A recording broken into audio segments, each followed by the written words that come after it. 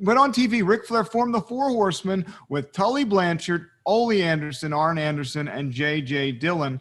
And Bill, you were a big part of TV back then for various NWA territories. So that's got to stick out in your mind. Was that something that you ever thought at that time would become what it did?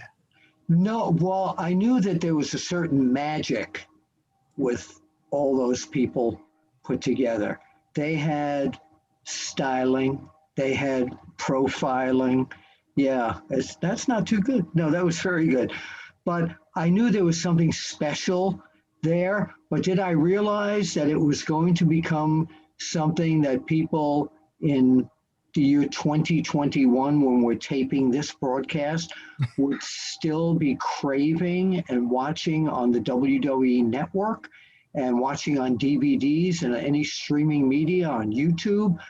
No, I had no clue. And I have to tell you something, that Ric Flair alone was an incredible performer in his prime.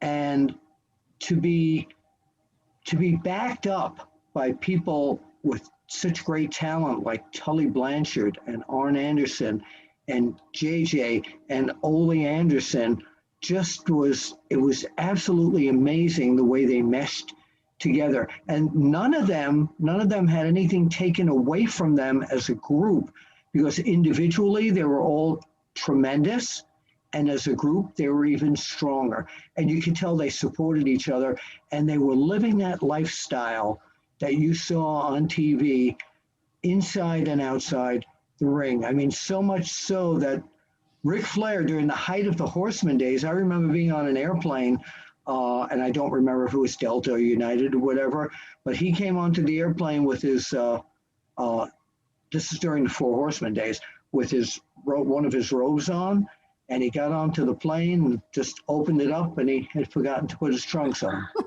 Yeah. On purpose, maybe. On purpose, probably. But yeah, they were styling and profiling all the time. And Rick always had, they always had great looking women with them, and they played the playboy part so well that it actually became part of them. No, you know what?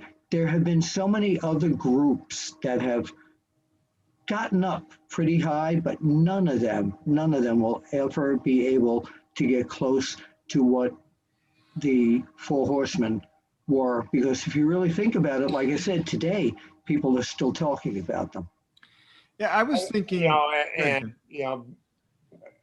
didn't really have any interaction. I'll kind of recuse myself from this because all I knew really about them was what Bill Apter wrote about them, because there was no cable TV, no internet. But whenever I think about the Four Horsemen, and I agree wholeheartedly with everything Bill said, I kind of say to myself, they were almost the precursor to the 73 win Golden State Warriors. Mm-hmm. Each one of them was a superstar in their own right. Whenever they performed, you knew they were superstars, but yet they were still stronger together.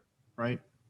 And I don't think we've really ever seen that togetherness, superstardom, unselfishness, other than the Warriors in any pro sport like the Horsemen were or the Warriors were. Well, see, for someone who doesn't follow other sports, I get what you're talking about. But yeah, they were such an incredible group together, and it was just a chemistry between all of them. The chemistry that flowed between them was just fantastic.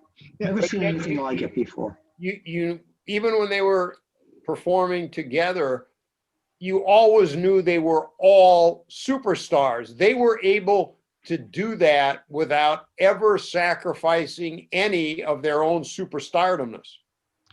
Yeah, that is true. And you know what?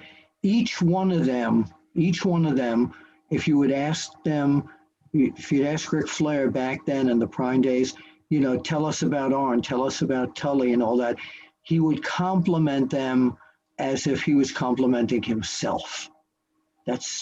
They all were on equal footing back then. And they all had different personalities, if you really look at it. Well, yeah, they all had different roles that they played. And I think that's what makes a faction so good.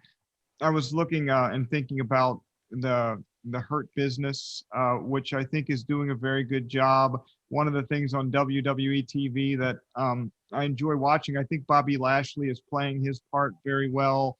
MVP is the elder statesman in the group. I'm enjoying that. But you think of factions, and the only two that really come close to the Horsemen are the NWO, the original NWO, before they started adding everybody, and DX, when you had that core group of Triple H, not so much Shawn Michaels. It was the next group after that, Triple H, the New Age Outlaws, and X-Pac. I think they all banded together, very cohesive, but they were all winning matches on their own. But they were all there. You see, the thing is that, and you mentioned the NWO, which to me was my second favorite faction, but they weren't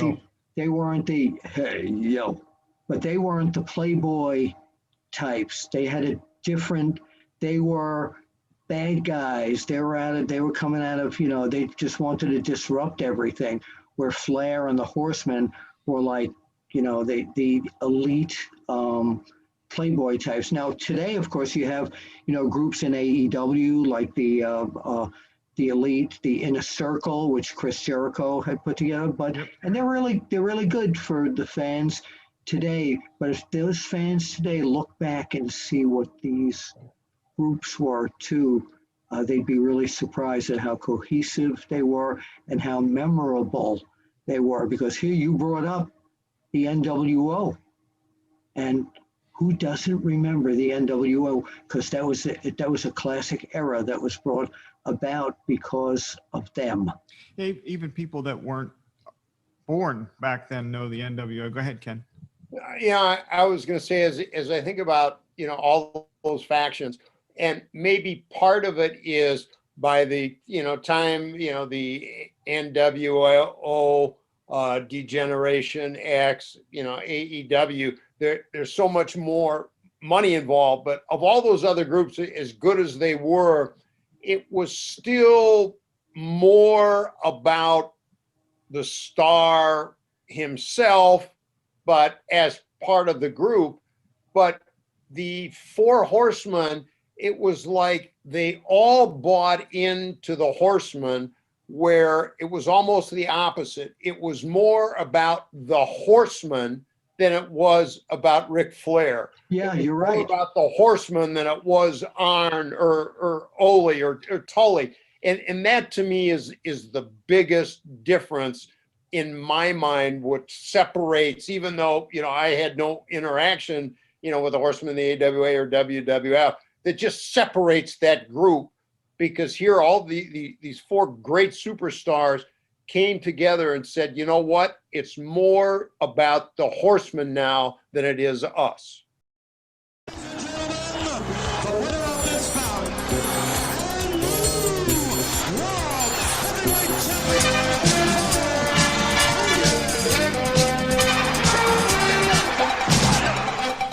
Randy Macho Man Savage has regained the championship.